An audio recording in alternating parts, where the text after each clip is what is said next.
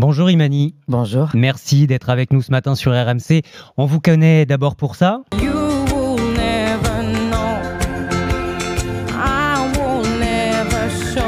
Votre voix grave, profonde, vous êtes revenu avec un autre album, Voodoo Cello. C'est un album de reprise, vous interprétez du Brel, du Madonna, Elton John, tout ça accompagné de 8 violoncelles, on va y revenir évidemment, mais vous êtes aussi la marraine d'une association, Endomine, pour une meilleure prise en charge de l'endométriose, une maladie dont vous souffrez, vous aussi, Imani, comme une femme sur 10 en France. Tout d'abord, très bêtement, c'est quoi l'endométriose, Imani ? Alors, l'endométriose, c'est une maladie dite gynécologique qui ne concerne que les femmes parce que c'est un trouble, vulgairement des règles, où ce qui se passe quand vous avez vos règles, vous avez votre mur utérin qui gonfle, qui se désintègre et qui se transforme en sang et qui est expulsé à l'extérieur. Et c'est ça vos règles. Mais quand vous avez une endométriose, votre mur utérin agit de manière complètement erratique. Et donc, les cellules se retrouvent ailleurs que dans l'utérus. Mais elles agissent de la même manière, où elles gonflent et elles se désintègrent et il y a du sang.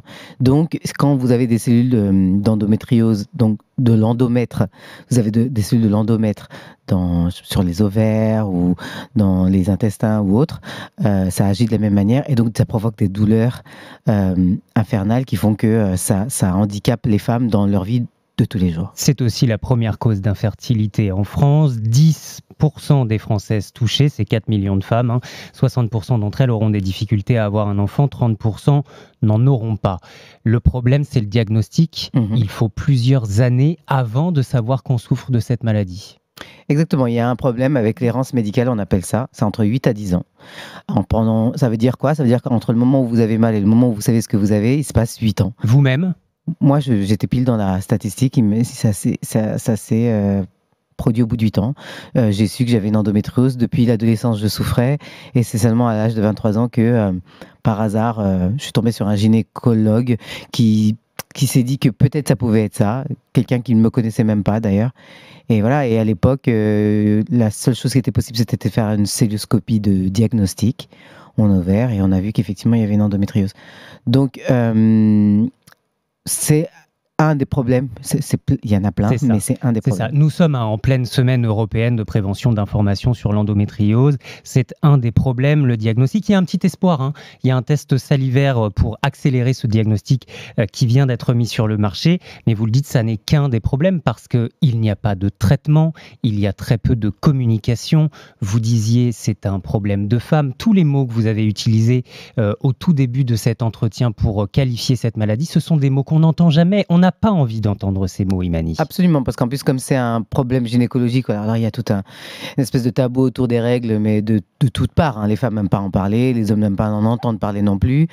Je vous avoue que même nous, les médias, quand on aborde ce genre de sujet, les audiences chutent. Personne n'a envie d'entendre ça. Oui. C'est aussi ça qu'il faut changer. C'est ça qu'il faut changer. Il faut changer, mais à tous les niveaux. C'est-à-dire qu'effectivement, on en parle dans les médias, mais il faut en parler à l'école, il faut en parler à la maison, il faut en parler un peu partout. Il y a un problème de formation aussi des médecins. C'est-à-dire que si dès le départ, vous allez voir votre généraliste quand vous avez 14-15 ans avec des douleurs et que pour lui, parler des règles et parler de l'endométriose, c'est plus du tout un sujet, en fait, ce sera plus un sujet pour tout le monde. C'est-à-dire qu'il faut effectivement démocratiser la conversation autour des règles parce que c'est une chose banale de la vie d'une femme. Il y a un plan de prise en charge qui vient d'être présenté par le gouvernement, meilleure formation des médecins. C'était une grande cause d'Emmanuel Macron qui dit d'ailleurs ce n'est pas un problème de femmes, c'est un problème de société. On y revient, Imani. Est-ce que vous avez vu cette cause avancer pendant le quinquennat ? Alors, moi, je suis militante auprès de l'association Endomine depuis 10 ans maintenant. Et vous parliez des médias au tout début. Quand moi, j'allais voir des journalistes, ils ne savaient même pas ce que c'était. Ils ne pouvaient même pas prononcer le nom sans regarder 2 fois leur fiche. Aujourd'hui, voilà, vous m'invitez pour en parler. Donc, les choses, elles ont changé. À l'époque, même avant le quinquennat de Macron, on n'était pas vraiment reçus. Enfin, on était reçus par... les associations étaient reçues par les ministères, mais pas tellement de manière... C'est la première fois qu'en tout cas, un gouvernement prend la parole aussi clairement sur le sujet. Mais vous attendez plus Par Bien sûr exemple, qu'on la attend plus. reconnaissance en ALD, ALD en 30. affection de longue maladie. Oui, en ALD 30, parce qu'elle est en ALD 31, mais c'est pas tout à fait la même chose. L'ALD 30, pour que les gens se rendent compte, c'est que pour les femmes qui sont en situation de précarité, la prise en charge est avancée et remboursée. C'est-à-dire que pour les femmes qui ont les moyens, elles n'ont pas besoin de rentrer dans la LD30. C'est-à-dire la prise en charge très concrètement. Qu'est-ce qu'il y a au-delà, puisqu'il n'y a pas de traitement?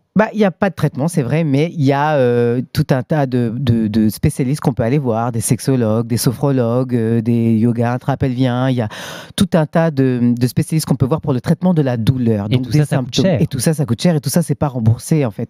Et quand vous avez les moyens, soit, mais quand vous les avez pas, il faut pouvoir les aider, parce que sinon, c'est la double peine. Vous êtes plié en quatre, vous pouvez pas aller au travail, donc de toute façon, vous avez tendance à pas pouvoir garder un travail, donc vous allez précariser votre situation, et en plus de ça, le peu de choses qui sont à votre disposition pour soulager vos maux, vous pouvez pas vous les payer. Et au-delà de cette douleur physique, il y a cette douleur psychique qui influe sur tout votre quotidien, l'impression finalement que tout le monde s'en fout. C'est peut-être le pire. C'est-à-dire que si on a mal quelque part et qu'on a l'impression d'être soutenu par la société, par son entourage, c'est un peu moins dur. Mais si vous avez mal et qu'en plus, pendant 8 à 10 ans, on estime que vous êtes folle, que vous exagérez, que c'est dans votre tête, parce que ça, on l'a dit à toutes ces femmes qui ont erré pendant 10 ans, avec tout un tas d'examens qui sont extrêmement intrusifs, extrêmement violents. Des fois, il y a des violences gynécologiques qui nous sont dénoncées très, très régulièrement. Et je voudrais revenir sur cette histoire de test salivaire dont vous avez parlé. Vous avez dit que c'était c'est pas encore commercialisé parce que ça existe, c'est une société française lyonnaise qui s'appelle Ziwig, qui l'a inventé, et c'est absolument génial parce qu'en fait en 3 jours vous savez si vous avez l'endométriose ou pas, alors qu'avant c'était en 8 à 10 ans, mais aujourd'hui on a besoin d'un coup de pouce de l'État pour que ce soit remboursable parce que c'est trop cher. Donc ça c'est encore des étapes comme ça, c'est plein de petits obstacles comme ça qu'il faut essayer de débouter. Et autant de combats que vous menez depuis 10 ans avec cette association. Vous êtes une artiste de combat, d'engagement. Il y a ce combat contre l'endométriose, mais vous faites aussi partie d'autres voix. Le climat. On voit ce week-end là ces nouvelles marches. Look Up, du nom du film de DiCaprio sur Netflix. Il y a eu ce rapport très alarmant du GIEC aussi. Là encore, il ne faut pas détourner le regard, Imani. Non, il ne faut pas détourner le regard, il ne faut surtout pas le mettre sur attention les emplois, attention tous les trucs de caractère économique et même capitaliste, parce que en fait la planète, tout ça, elle s'en fout. Et donc ça va nous rattraper. Le film Don't Look Up,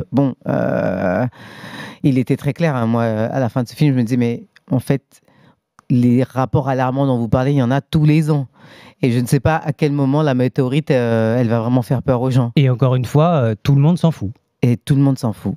Et je pense pas que tout le monde s'en fout. Je pense pas que tout le monde s'en fout. Je pense que les citoyens, ils en ont quelque chose à faire, mais je pense que c'est quand même la manière dont on a mobilisé les gens autour du Covid, par exemple, et autour de la solidarité qu'il fallait avoir envers les uns et les autres, et les changements d'habitude qu'il fallait avoir. Ça s'est fait comme ça. Et en fait, je pense que pour le climat, ce serait possible aussi. Mais donc, ça demande des gouvernements courageux. Vous allez partir en tournée, Imani, le 27 mars à Berlin, à Lyon le 25 avril, à Metz le 26, à Paris au mois de juin. Et puis, d'ailleurs, juste avant, en mai, je crois, quelques dates en Pologne. Oui. C'est le premier pays d'accueil des réfugiés ukrainiens. Vous aurez sans doute un mot, un chant, une pensée pour ces réfugiés. Bien sûr, d'ailleurs, normalement, je devais jouer même en Russie et en Ukraine en fin d'année. Je ne sais pas si ça va tenir, on verra. Moi, honnêtement, d'ailleurs, dans mon deuxième album, j'en ai parlé beaucoup, j'ai une pensée pour tous les gens qui sont victimes de la guerre. C'est-à-dire que ce qui se passe aujourd'hui, ça a l'air plus proche de nous parce que les Ukrainiens, ils sont presque des Européens, on va dire. En tout cas, sur le plan continental. J'en aurai pour eux et j'en ai pour tous les autres. J'en ai pour les Syriens, j'en ai pour les Irakiens, les Palestiniens. On aurait dû accueillir cela de la même façon qu'on ouvre les bras aux Ukrainiens. Je pense qu'il y a un double standard. Je pense que tous les réfugiés ne sont pas les mêmes. Je pense qu'on ne traite pas les guerres de la même manière. Je pense que quand c'est les Irakiens qui se font bombarder par les Américains, on n'a pas une couverture médiatique de la même manière. C'est un problème géographique ou c'est un problème de racisme latent ? Je pense que c'est un problème géographique. C'est un problème aussi coloniale, post-coloniale, certainement raciste aussi. La vision qu'on a des Irakiens qui sont bombardés injustement, parce qu'il faut le rappeler quand même, il n'y avait pas d'armes de destruction massive, il y a plein de gens qui se sont pris des bombes, ils y sont pour rien. La guerre, c'est toujours pareil, c'est-à-dire que c'est des gens là-haut qui décident et c'est des hôpitaux qui se font bombarder à la fin. Donc moi, j'aurais une pensée pour les Ukrainiens, mais j'ai une pensée pour tous les autres. Masha Merrill, ici, nous disait qu'elle appelait tous les artistes, tous les intellectuels à se battre contre Poutine, à dénoncer ses agissements. C'est compliqué aussi pour les artistes. Quel rôle dans cette guerre pour les artistes, les intellectuels?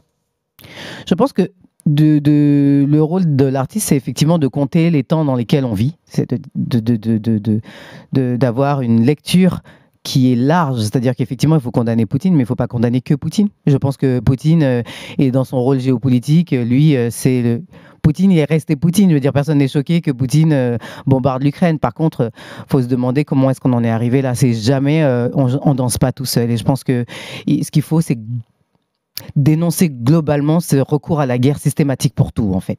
Oublions tout ça, essayons. Imani, j'ai une dernière question rituelle. Vous, présidente, quelles mesures vous prendriez pour changer la vie des Français? Il y en a plein. Une seule? Oui, une seule. Je dirais qu'aujourd'hui, de manière hyper concrète, mais parce que c'est ma nature, si j'étais présidente, je dirais que tous les logements ou les lieux vacants de plus de, disons, 2 ans, soient réquisitionnés pour que les gens qui vivent dehors puissent y vivre dedans et qu'on aménage pour que tout le monde s'y retrouve, c'est-à-dire le propriétaire et le mec qui vit dehors. Et parce que je ne peux pas comprendre qu'un pays comme la France, avec autant de logements, il y en a beaucoup, vide, il y a de plus en plus de gens qui vivent dehors. Alors, ça, c'est un truc concret qui changerait la vie des gens. Objectif zéro SDF, c'était une promesse du candidat Emmanuel Macron il y a 5 ans déjà. Mais c'était pareil pour Sarko, enfin, ils l'ont tous dit. Merci Imani d'être venu nous voir. Merci à vous.